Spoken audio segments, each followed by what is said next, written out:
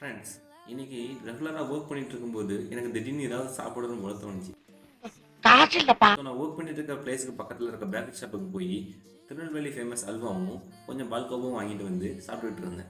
அந்த நேரத்தில் தான் என்னோட ஃப்ரெண்ட் ஒருத்தன் நான் ஒர்க் பண்ணுற பிளேஸுக்கு வந்து மச்சான் ஏதாவது டீ குடிச்சிட்டு வரலாமா அப்படிங்கிற மாதிரி கேட்டான். நானும் அதை அக்செப்ட் பண்ணிக்கிட்டேன். ஏன்னா அவன் பக்கத்துலேயே ஒரு ஃபேமஸான கடை இருக்குது, அங்கே டீ ரொம்ப சூப்பராக இருக்கும் அப்படிங்கிற மாதிரி என்கிட்ட சொல்லியிருந்தான். நாங்கள் 2 பேரும் சேர்ந்து அந்த டீ ஷாப்புக்கு போய் டீ குடிக்க போயிருந்தோம். டீ மாஸ்டரும் டீயை போட்டு சுட சுட என் கையில் இருந்தாங்க. நான் குடிச்சு பார்த்தேன், எனக்கு அதில் இனிப்பே இல்லை. என் ஃப்ரெண்டுகிட்ட கேட்குறேன், மச்சான் இது சூப்பராக இருக்குதுன்னு சொல்கிறான். பட் ஆனால் எனக்கு அது சுத்தமாக இனிப்பே இல்லை. நான் நல்லா பண்ணுறனோ இல்லையோ, ஆனால் நீ நல்லா பண்ணுற. என்னடான்னு யோசிக்கும் போது அப்போ தான் திருநெல்வேலி ஃபேமஸ் அல்வாவும் பால்காவும் சாப்பிட்டதால எனக்கு அந்த இனிப்பு சுத்தமாக உணர முடியல. நான் அதிகமான ஸ்வீட் சாப்பிட்டதால என்னால் எப்படி அந்த ஃபேமஸ் டீயோட டேஸ்ட்டை ஃபீல் பண்ண முடியலையோ, அது மாதிரி நம்ம அதிகமான டைம் சோசியல் மீடியாவில் ரீல்ஸ் கன்சியூம் பண்ணும்போது அதனால் ஹிட் ஆகிற டோபமைனால் நம்மளால் சுற்றி நடக்கிற எந்த ஒரு சந்தோஷமான விஷயத்தையும் ஃபீல் பண்ண முடியாது. எப்போ நம்ம இந்த சின்ன சின்ன சந்தோஷத்தை கூட ஃபீல் பண்ண முடியலையோ அப்போ தான் இந்த லைஃப் நம்ம ரொம்ப போரிங்காக வாழ்கிறோம். இதெல்லாம் நம்புற மாதிரி அங்கே இருக்குது. ஆரம்பத்தில் நானும் தான் நம்பினாதான் சோறு போடுன்னு என் தாத்தா சொன்னார். அதுலேருந்து நம்பிட்டேன். நீங்கள் சாப்பிட்றீங்களா இல்லை?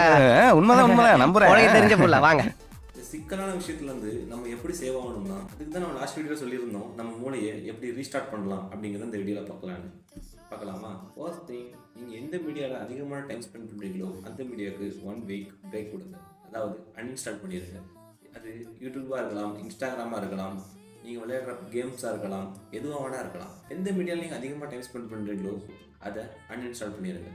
ஜஸ்ட் 1 வீக் தான். செகண்டு, சோசியல் மீடியா யூஸ் பண்ணாத அந்த எம்டி ஸ்பேஸை எப்படி ஃபில் பண்ணலான்னு பார்க்கலாம். சில வருஷத்துக்கு முன்னாடி நம்ம கையில் ஸ்மார்ட் ஃபோன் வரதுக்கு முன்னாடி நம்ம டைம் எப்படி நம்ம கழிச்சோம் அப்படிங்கிறத யோசிச்சு பார்க்கணும். நான் என்ன செஞ்சேன்னா, சின்ன வயசில் என்கிட்ட ஸ்மார்ட் ஃபோன் இல்லாத டயத்தில் ஏதாவது ஒரு புக்கை எடுத்து எனக்கு என்ன தோணுதோ அதை எழுதிக்கிட்டே இருப்பேன். யாரா நீ இவ்வளவு டேலண்டட் ஆகுற? என்னவா வேணா இருக்கலாம், எனக்கு என்ன வேணா தோணிகிட்டே இருக்கும். கற்பனை உலகத்தில் நான் உள்ளுக்குள்ளே போயிருவேன். ஸோ அந்த மாதிரி எனக்கு என்ன தோணுதோ அதை ரிட்டனில் எழுதிக்கிட்டே இருப்பேன். உங்களுக்கு ஏதாவது ஹேபிட் இருக்கலாம். சம் பீப்புள் ரீட் பண்ணுவாங்க, சில பேர் வெளியே விளையாட போயிடுவாங்க, சில பேர் புக்ஸ் படிப்பாங்க, சில பேர் ஃப்ரெண்ட்ஸோடு சேர்ந்து பேசிக்கிட்டு இருப்பாங்க. அந்த மாதிரி ஏதாவது ஒரு விஷயத்தில் நம்மளை ஈடுபடுத்திக்கலாம். தேர்ட் ஒன், போரிங்காலாம் பார்த்துக்கணும்.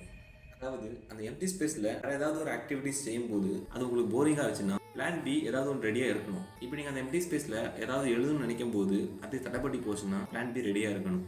நீங்கள் எழுத முடியலைன்னா அப்புறம் நம்ம என்ன பண்ணலாம் அப்படின்னு ஆல்ரெடி யோசித்து அதை டைம் டேபிள் பண்ணி அதை நம்ம ஃபாலோ பண்ணதுக்கு தயாராக இருக்கணும்.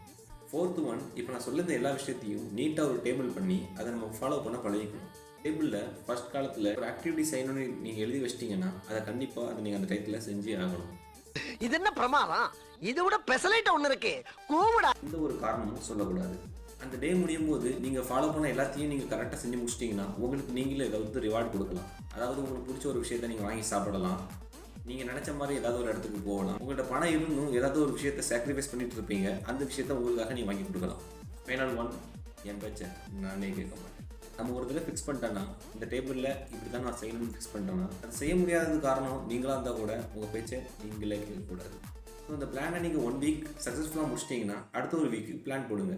இந்த மாதிரி ஒரு 3 வீக்ஸ்க்கு நீங்கள் தொடர்ந்து செஞ்சிட்டிங்கன்னா உங்களோட ஹாப்பியாக மாறிடும். உங்களுடைய கோலை நோக்கி நீங்கள் ஒரு பிளானை போடலாம் இதே டேபிள் மெத்தடில். அது எப்படி பண்ணலான்னு உங்களுக்கு ஐடியா இருந்துச்சுன்னா மறக்காமல் கமெண்ட்டில் சொல்லுங்கள், நானும் தெரிஞ்சுக்கிறேன். மறக்காமல் லைக் பண்ணிடுங்க.